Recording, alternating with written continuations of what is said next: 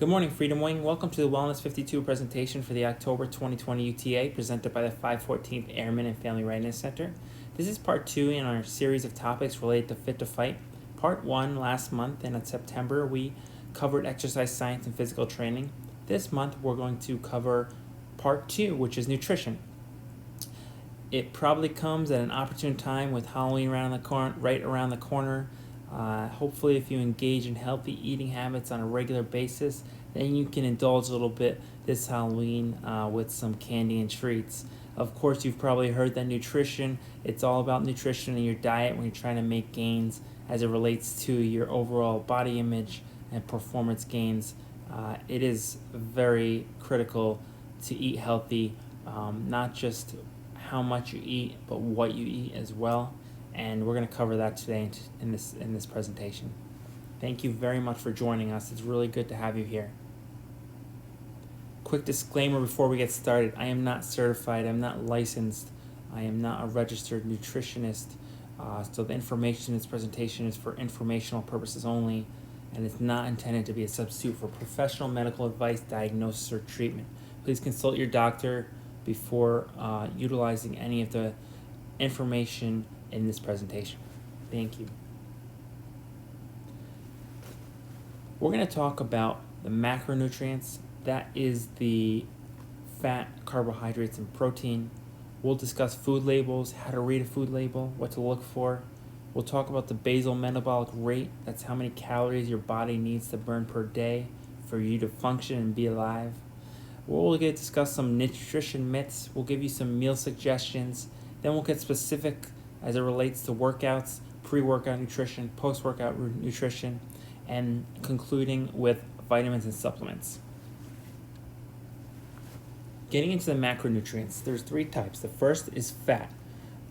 Fat is just like anything else. It's an energy source. Fat and carbohydrates, those are your energy sources. Fat gets a bad rap, but it's actually very useful, and we'll discuss that in a second. First, let's go over the different types of fat. You have saturated fat, trans fat, monounsaturated fat, and polyunsaturated fat. You can break this down. Saturated fat and trans fats, those are not good. Those are bad. They're unhealthy. The monounsaturated fat and polyunsaturated fat, however, are good, healthy fats. The difference is saturated and trans fat, they raise your LDL cholesterol. That's your bad cholesterol. They raise your blood sugar. They cause problems like heart disease. They clog your arteries. You can put fatty meats into this category, dairy like cheeses, cakes, and sweets. Most of those have saturated and trans fats, especially your highly processed foods. On the other hand, monounsaturated and polyunsaturated, the healthy fats, they provide a range of health benefits. They actually lower your LDL cholesterol. They improve your blood pressure. They help your circulatory system. They reduce inflammation in the body. Those are things like avocados, nuts, seeds, legumes, fatty fishes like salmon, extra virgin olive oil. There's an important difference between pure olive oil and extra virgin olive oil. Make sure you're consuming high quality extra virgin olive oil. Functions. Fat is critical for several reasons. It helps your body absorb vitamins and minerals. If you notice on the back of a multivitamin label, it'll say to consume with food. That's because fat, and when they say that, they specifically mean food that contains a high fat content, because that fat helps your body transport those vitamins and nutrients to your muscles, to your organs, to your bodily systems. Fat also protects your organs. It provides a cushion. It supports cellular growth. It keeps your body warm. It's an insulator. It protects you against the cold. Fat also stores extra calories for energy later on. The difference between fat and carbs and protein is that fat has a higher density. Fat has 9 calories per gram versus 4 for carbs and 4 for protein. And we'll get into the calculations a little bit later. But just know that fat has a higher calorie content than carbs and protein. That's why you probably just know that, you want to limit your fatty foods, limit the fat intake due to that high calorie density.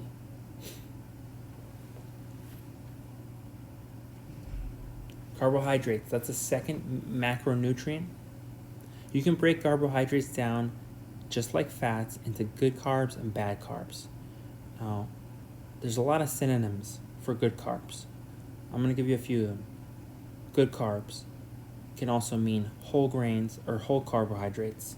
They can also mean low glycemic or complex. So those are all synonyms for good carbs. Bad carbs, refined, processed, high glycemic, simple.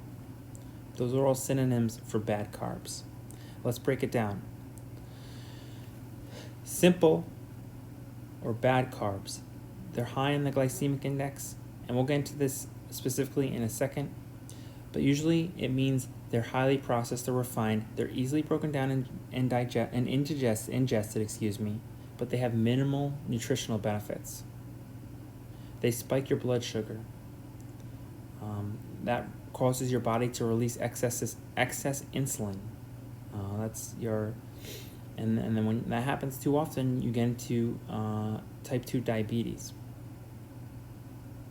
Now, on the other hand, good carbs, those are complex, they're low glycemic, they're usually natural and whole foods that have more vitamins and minerals. They're difficult to break down, they're digested slowly, so you have a more sustained release of energy. Examples of good carbs: starchy vegetables, sweet potatoes are great, beans, lentils, peas, whole grains, brown rice, oatmeal, quinoa, barley, farro, pasta, same situation. Fruits and vegetables, all good whole carbohydrates, complex. Bad carbs, you know what those are: candies, sugar, soda, pastries, cookies, white breads, bagels, white rice. Not necessarily bad for you, but they don't provide a lot of nutritional benefits. So why eat them, right? There is a time when you want high glycemic carbs as it relates to your workouts. We'll get into that later, but in general, avoid refined carbohydrates. They don't do your body any good, it's just calories. But overall, the purpose of carbohydrates is that it's your main energy source for the muscles and brain. It converts glucose into glycogen, which is stored in the muscle and liver, or it turns carbs into fatty acids. All of those components are energy sources for the body. The density is 4 calories per gram, as I mentioned earlier.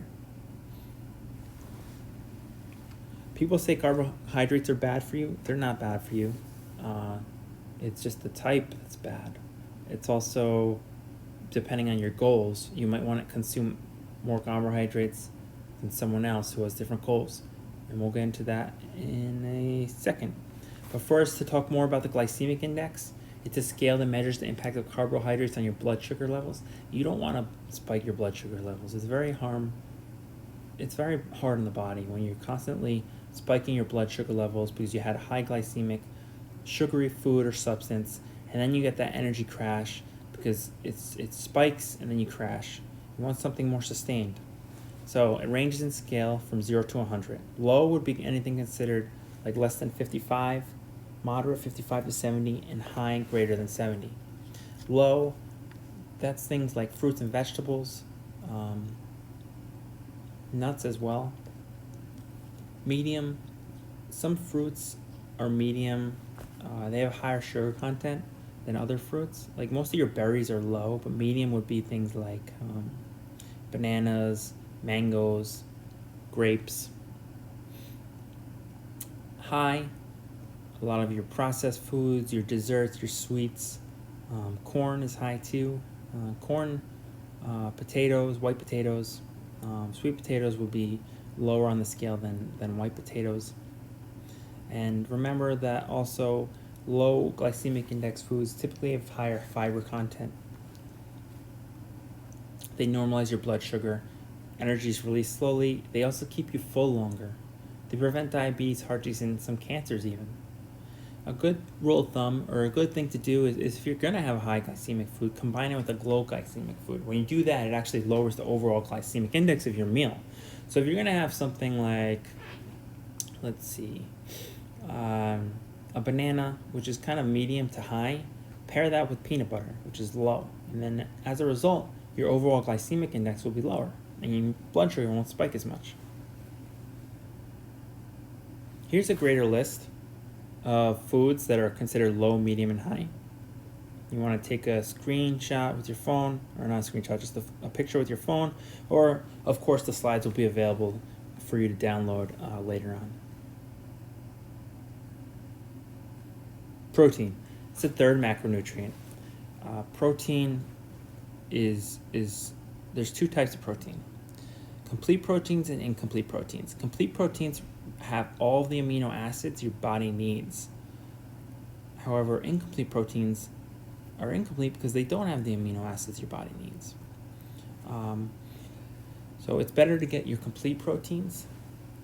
That's things like meat, milk, eggs, and fish. Incomplete proteins are mostly vegetarian, like beans, vegetables, and nuts. Now, the problem is that most complete proteins come mostly what comes with complete proteins is the bad fats, right? So it's hard. You want to stick to lean meat, low-fat milks, eggs. Eggs are fine. Fish, fatty fish is fine. It contains healthy fats. Eggs, the eggs, most people say, oh, have egg whites, but honestly, the yolk is what makes the egg a complete protein, and it actually it's good cholesterol, so don't worry about eating too many eggs. And then, so just some of the functions, like I said, protein is the building block of muscles and organs. It repairs and regenerates tissues, oxygenates the blood, releases digestive enzymes, regulates hormones. The energy density is just like a carbohydrate, 4 calories per gram.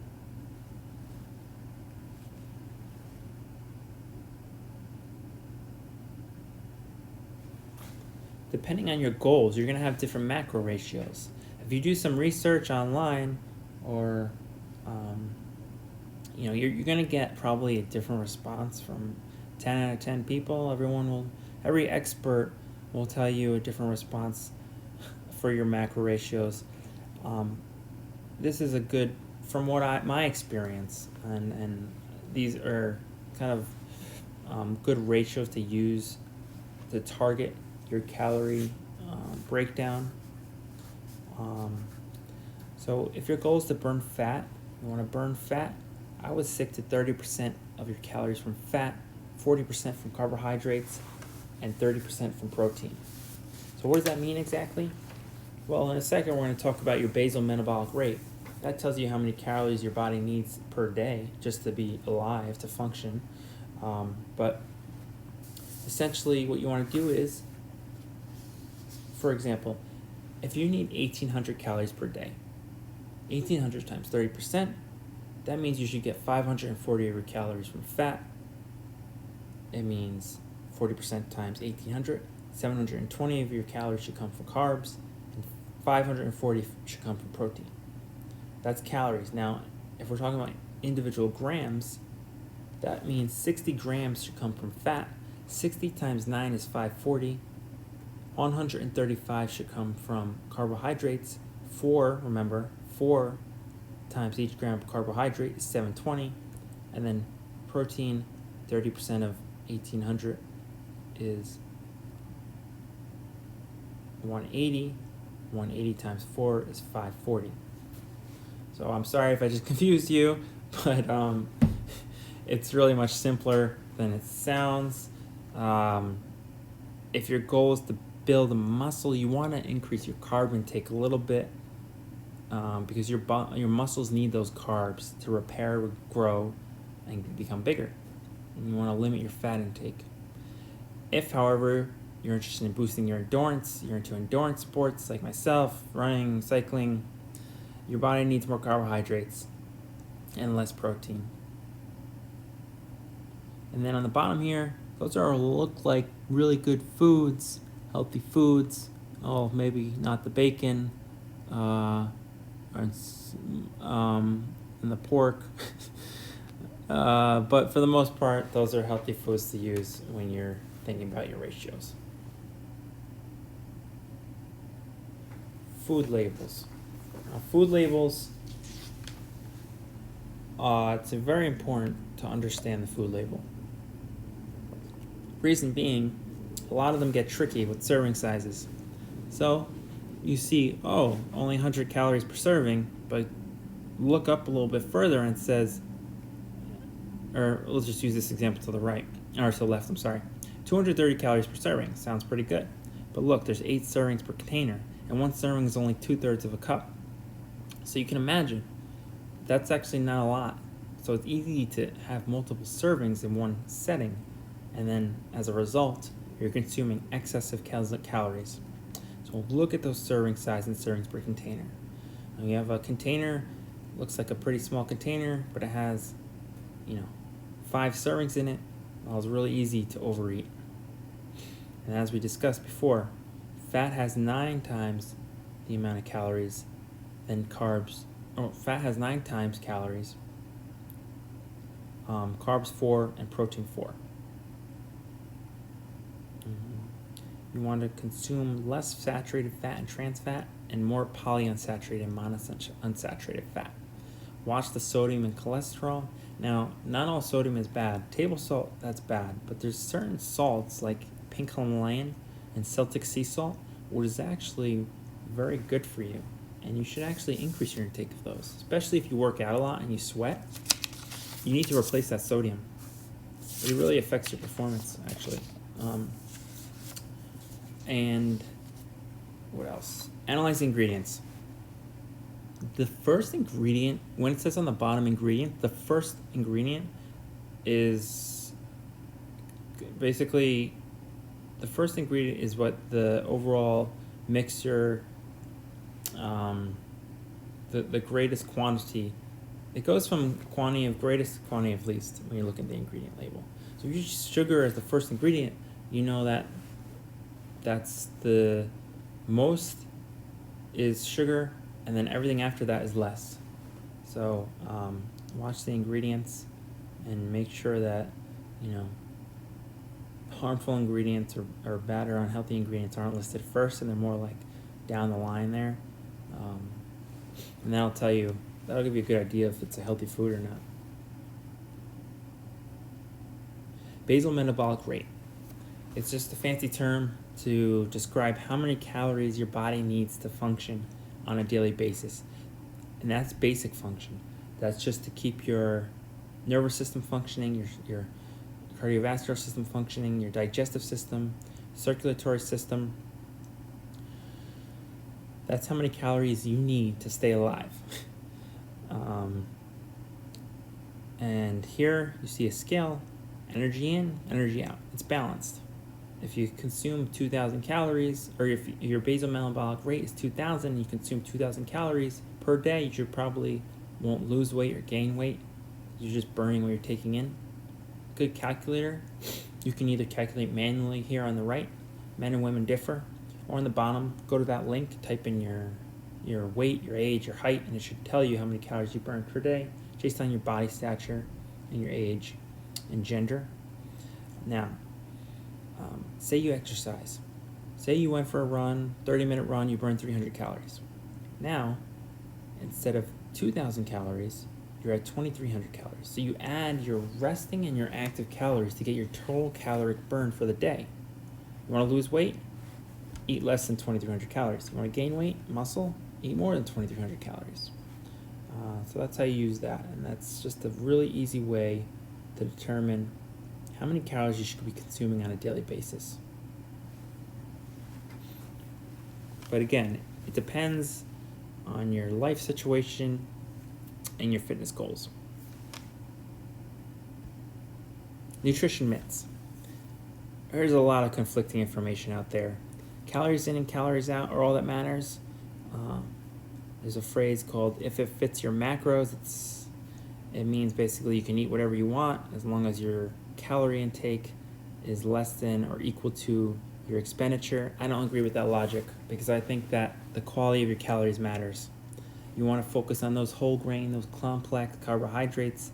You want to focus on the polyunsaturated, monounsaturated fats because they provide your overall body, your health, which much more health benefits than having Pop-Tarts or whatever else that has zero nutritional benefits besides just giving you an energy source. Healthy means low fat. Definitely not the case, and I think in recent years the whole image of fat has changed, which is good because fat actually has more health benefits than any of the other macronutrients, as we discussed earlier. Just as long as you're getting those healthy fats, those avocados, the salmon, the nuts and legumes. Breakfast is the most important meal of the day. Another myth that's not really true. Intermittent fasting is popular lately. It's fine. It depends on your situation. But breakfast really isn't required. For me personally, I like to do fasted workouts, so I don't eat before I work out in the morning. I eat afterwards, and I found that burns the most fat and preserves my gains the best when I do fasted workouts. But of course, it depends based on your preference too. Carbs make you fat, just not true. You need carbs for energy. You need carbs to repair and build your muscles. You should eat small, frequent meals to lose weight. It's just a misconception that it raises your metabolic rate if you eat small, frequent meals throughout the day. It's really your total overall calories that matter. But again, portion control is vital. Portion control is important. You don't want to overeat. You don't want to overindulge. You want to stop eating before you're full. Salt is bad. Not true. The problem is that the typical American diet is high in processed foods, which is really high in sodium, and bad sodium, not those healthy salts that I discussed earlier. And especially if you don't work out and you're not sweating and losing sodium, then excess sodium is bad for you. Fresh is more nutritious. That's just not true. It's not always more nutritious. In fact, frozen vegetables and fruits are actually proven to be more nutritious because they're flash frozen. Right when they're harvested, they're flash frozen, so those nutrients are preserved. Meanwhile, a farm picks off, some broccoli. By the time it gets transported, distributed to the supermarket, you go to the supermarket, it lands on your counter, it's lost a lot of nutrition. Also, the way you prepare is important as well. If you're sauteing vegetables, you're not going to preserve as much. If you're roasting vegetables, you're not going to preserve as much nutrition. If you're that way, in contrast to, say, steaming your vegetables. So you have to make sure you prepare your fruits and vegetables in a manner that will preserve the nutrients as well. Raw is probably best. Eating late at night is bad. That's not really true either. It's just the problem is when most people eat at night, they eat junk food. That's where that comes into play. It's fine to eat at night. Of course, don't eat too close to bedtime because you might get indigestion. So you want to, avoid eating right before bed. But eating at night is fine. You need protein right after exercise. No, you don't. It's good to have a little right after you exercise, but honestly, it's your total protein intake throughout the day that matters. You want it to be balanced from the time you wake up, the time you go to bed. You want a good overall balanced protein intake. If you don't get it right after you work out, no big deal.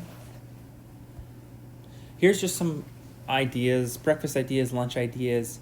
I'll let you look through them, but the idea are, just suggestions, healthy suggestions that maybe you can take with you and use on a daily basis. And a lot of these things you can kind of prepare in advance. Meal prep is really a good way to kind of maintain a healthy diet. You don't have to think. You prepare it in advance. It saves time. And see what you can do. And of course you can swap some of these for other things, but I'll just leave this up here for one more second. And then we'll move on to dinner.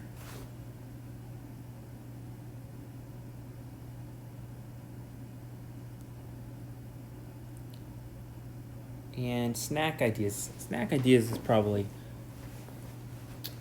critical, because I think snack, you want something that's convenient, that's quick, easy, healthy, and some of these here are pretty simple and easy to make.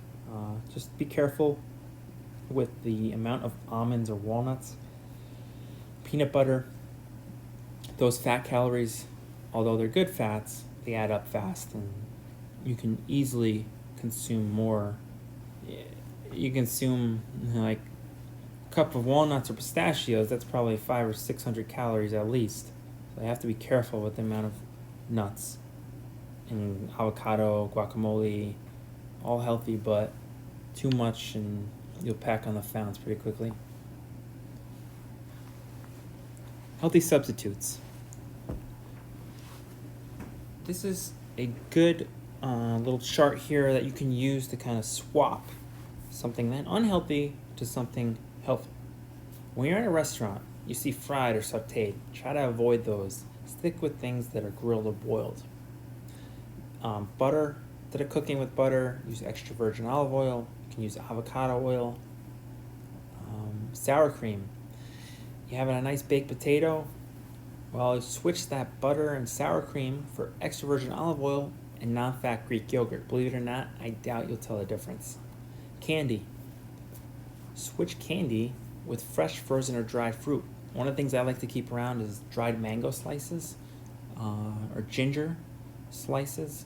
It's key, though, to look at the ingredients and make sure there's no added sugar, because sometimes dried fruit has added sugar. Try to stick to the natural dried fruits. Barbecue sauce. A lot of sauces have high sugar content, and that, of course, is not good. Calories are high. Try to use salsa. Salsa, there's so many different varieties these days, and low in calories, low in sugar, low in sodium. Great swap. Soy sauce, high in sodium, the bad sodium. Switch that with something called liquid aminos. You can see in the store, you'll see Bragg's liquid aminos, or there's coconut aminos as well. Tastes just like soy sauce, but it's just a little sweet, but overall calories low, sodium low. If you're gonna bake, if you like baking, instead of using butter, try using applesauce. I bet your friends and family won't know the difference. I just tried it recently with some pumpkin bread, and it came out, just as fresh and moist without the butter, and probably half the calories. White rice, try to stick to brown or cauliflower rice instead. White rice doesn't have much nutrition. Ground beef, unless it's lean ground beef, you should try to stick to ground turkey or ground chicken. Mayo, if you want a creamy substitute, try avocado or also yogurt as well. Soda, there's so many flavored seltzers these days that taste really good. Lime, orange, ginger, some of the fruits, and I think that'll satisfy your soda craving.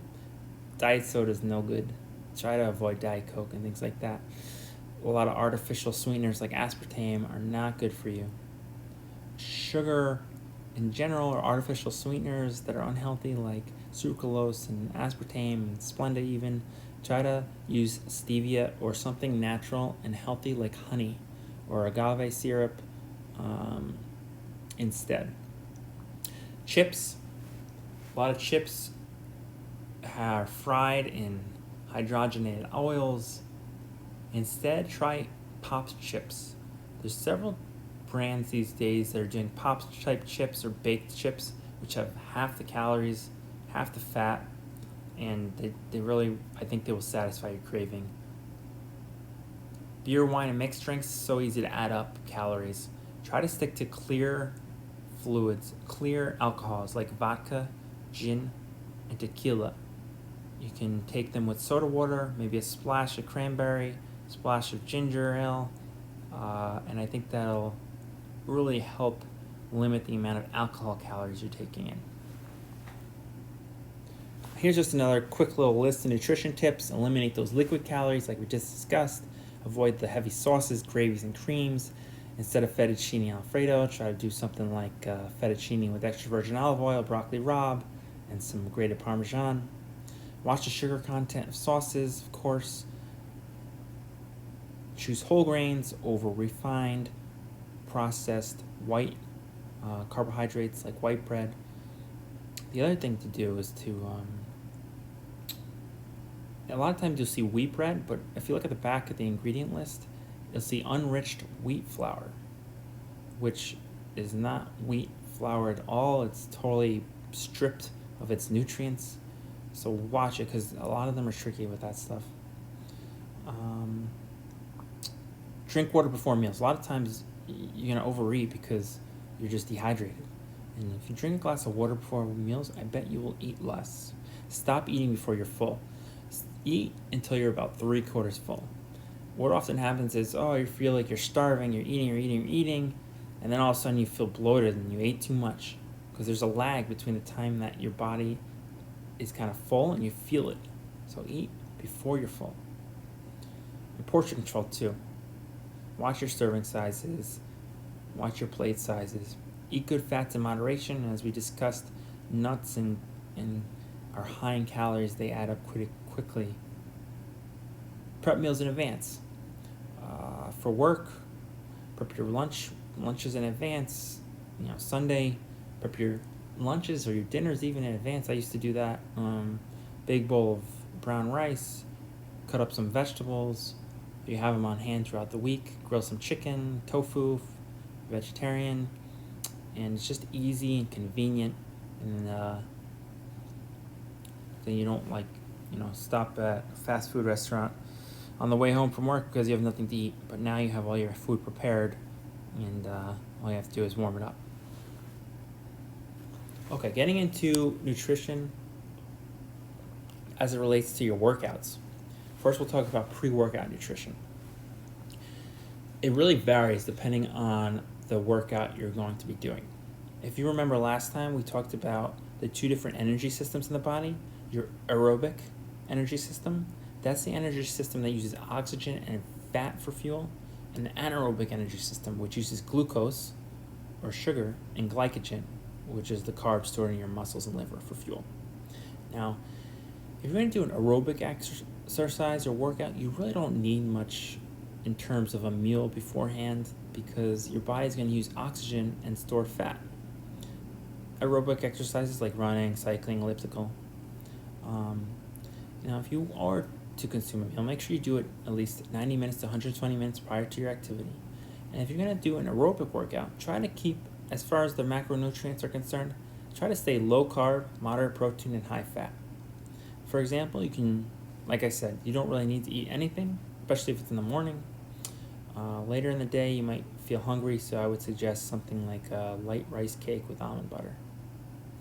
Now, in contrast, if you're going to do an anaerobic workout, if you see this chart here to the right, as your percentage of exercise intensity increases, the percentage of your carb contribution increases. So anaerobic workouts are very high in intensity. As a result, your body needs more glucose and glycogen. So that's why you want to have a high carb, moderate protein, and low fat meal before your workout. Again, 90 minutes to 120 minutes prior. An example would be Greek yogurt with berries and honey. It's really high in carbs, moderate in protein, and there's really minimal fat. If you don't consume carbs before like a high intensity anaerobic workout like lifting, intervals, sprints, you just won't have much power. You won't have much energy to get through the workout. Hydration, of course, is always important no matter what your workout is. You want to consume 16 to 20 ounces of fluid 30 to 60 minutes prior. And also, if it's warm outside, you might want to increase that, or you might want to have it during your workout as well. Post-workout nutrition. This is critical regardless of your type of workout. You want to take in your post-workout nutrition as fast as you can. The reason is your body, your muscles, they need nutrients, they need sugars to repair and rebuild. It helps speed up recovery, promotes muscle growth, and supports your immune system. Typical macronutrient ratio is 3-to-1 carbs to protein and no fat. High glycemic This is the only time where high glycemic carbs are suggested. That's the simple carbs, so like sugary type things like sports drinks, high glycemic fruits such as a banana or tart cherry juice, and white rice. The reason is it's digested more quickly, it gets to your muscles faster, and that's your muscles need that stuff to repair and rebuild. That's why it's actually the only time where it's beneficial to eat junk food, believe it or not. So a good example is a protein shake with banana and honey. Of course, you could do other things, but it's important. Post-workout nutrition is really important. It's more important than the pre-workout nutrition for sure. Hydration, it's really easy to lose a lot of fluids, especially if it's hot outside and you're doing a run, doing a workout outside. You want to consume 16 to 20 ounces of fluid per pound of body weight lost. Believe it or not, I've gone on a run and I've come back and I'm 6, 7, 8 pounds lighter, and that's not good. So I'm sure, I make sure that I drink loads of fluids to replace the lost fluid from just exercising in the heat and the humid conditions where we live. It's easy to lose a lot of water weight. And of course, you're also losing a lot of sodium. If you see salt stains on your skin, your clothing, make sure you replace that sodium with Himalayan or Celtic sea salt. Each pound of body weight you lose, you should take in 400, 600 milligrams.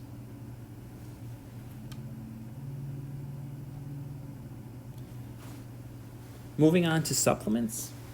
Now, I just want to be real careful with this section because just be careful. It really depends on your health, and your age, and your lifestyle. So don't take any of these recommendations without consulting with your physician. Multivitamin. So these are supplements that I think, from my personal opinion, research, and experience, are really good. If you can only choose 4 supplements, you'll probably get different answers from different people, but I found these to be very useful for overall health. Multivitamin, first and foremost, fills any nutrition gaps, boosts your immunity, supports your eye, hair, and skin health. Now, when you're looking for a multivitamin, there's many of them out there. Make sure you choose the right one based on your age, your lifestyle, your activity level. Some are better than others. Look at the the percentages as far as it relates to the specific vitamins and minerals and percent daily amounts needed. And most of the time, you should take multivitamins with food. Fish oil, those are great because the typical American diet is high in omega-6 fatty acids and low in omega-3 fatty acids. You want a good overall balance. They help reduce inflammation, decrease your risk of cardiovascular disease. Fish oil is one where you really want to read the label as well. You want to look for a fish oil that has high levels of EPA and DPA per serving. It's confusing sometimes because a lot of fish oils will list the total overall milligrams on the top of the label, and down in the details you'll see the EPA and DPA, and you'll say, oh, this one's really cheap, let me buy this. But then you look at the EPA and DPA and it's really low. So you want to purchase a fish oil that's high in EPA and DPA. A good brand is Carlson's. Really good fish oil if you're looking for one, I'd recommend. Vitamin D, another one that most Americans or most people in general are deficient in, vitamin D, and vitamin D is critical for variety of bodily functions, bone integrity, neuromuscular function, calcium absorption, actually reduces the risk of cancer as well. We don't get enough vitamin D in the winter especially because most of our vitamin D intake comes from the sun, and as you know, in the winter we're indoors more. You want to take 1,000 milligrams in the summer and 5,000 milligrams in the winter. It's a general rule of thumb, but again, consult with your doctor. Probiotics, another good one, maintains good digestive health, helps you absorb nutrients and fight infection. You want to choose a balanced formula that has multiple strains of probiotics. Some only have 1 or 2, others have 5 or 10 or even more strains. So you want a good balanced formula. And it's also good to keep probiotics in the fridge. Fitness and performance. These 5 supplements are really are proven effective at increasing your fitness and performance based on research scientific studies. But again, a word of caution, please be careful. I'm not, advising you here. This is purely for information purposes. Creatine, it's found naturally in the body. It increases your phosphocreatine stores, the improves strength and muscle mass. General dose would be, well, first of all, there's many different kinds of creatines. Creatine monohydrate has been around the longest, but there's different blends these days. They're kind of absorbed more easily. Creatine monohydrate, usually you have a loading phase and it puts on water weight. However, blends like hydrochloride creatine, there's no loading phase and it minimizes water gain. You want to take it before and after your workout. Turmeric, very powerful antioxidant, natural anti-inflammatory, almost as powerful as Advil, but it's totally natural and healthy. You can take it every day. It helps reduce delayed onset muscle soreness and joint pain. Since I've been taking it, I have no knee pain. It's really wonderful in my experience, and I'd recommend looking into it. Dosage, typically 1,000 milligrams. Make sure you look for a brand that has black pepper extract. That kind of increases the absorption, and it's good to take it 2 times a day. Protein powder, of course, just an extra way to get extra protein in. Help muscle recovery, preservation, and growth. If you're doing a lot of cardio, it's good to take a protein shake beforehand because it helps prevent you from burning muscle. You can also take in some branched chain amino acids as well. I didn't list those here. I was considering it, but I don't think they're necessary. I think I just want to limit it to what I feel is kind of the most bang for your buck. Dosage of protein powder depends on your goals. Endurance athletes need less than someone who's a bodybuilder or weightlifter or strength training. So you can just calculate how much you weigh by 0.5 to 0.6 gram to get how many grams you need per day if you're an endurance athlete versus someone who's more into building muscle and strength. Again, you'll probably find, based on your research, different figures, but this is what's worked for me. Beta-alanine is probably something maybe you haven't heard of, but it's very useful. It helps balance the pH level in the muscles and buffers lactic acid accumulations. So it's excellent for endurance sports, cardiovascular activities. It reduces fatigue. Typical dose is 2,000 milligrams 3 times a day. The problem with this one, well, it's not a problem. It just takes a long time for it to build up in your system, so you won't see results for 4 to 6 weeks of continued use. And as you see here, it's a study in 2003 on the benefits of creatine and beta-alanine. Caffeine is probably the greatest performance enhancer, but you have to be the most careful with this one, especially if you have cardiovascular, problems. It blocks the pain receptors in the brain, increases adrenaline, increases muscle recruitment. It basically reduces your perceived effort. So your perceived effort, the task or the exercise is easier when you take caffeine. It decreases fatigue. Dose varies based on your body weight, your gender as well. 200 milligrams to 400 milligrams, 45 to 60 minutes prior. So again, just some, not suggestions, just information. And just be really careful with this stuff, please. The Strava 514th Air Mobility Wing Fitness Club. Strava is basically a social network for fitness like-minded individuals. You can make a free account at strava.com/register, and then what you'll do is you'll link or sync up your smartwatch or phone with Strava, and your fitness activities will automatically upload to Strava.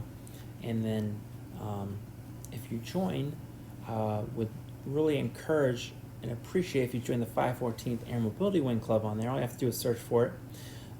The goal is to kind of get us together as a wing and to motivate and inspire each other to take part in fitness activities and to give advice, and hopefully soon do some virtual runs and things like that.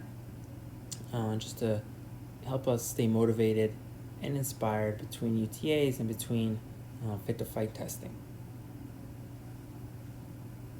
If you have any questions, please let me know. If you have trouble linking any of the process here, please let me know. Thank you very much. Really appreciate you being with us today. The goal was to kind of have a more interactive, hands-on, physical cooking demonstrations here at the Airman and Family Readiness Building. But for now, hopefully, take this information back with you, share with your family and friends, and achieve your fitness goals. And then next time around, when things settle down and get back to normal, we'll definitely do this again and have you come and we'll do some cooking and hopefully you enjoy that. But so thank you again. Please, if you have time, fill out this brief less than 5 minute survey just to give us some feedback and so that we can improve this presentation moving forward. If you have any questions related to fitness or nutrition, please contact me at hello@midlifeathlete.com. Would love to help you out in any way I can.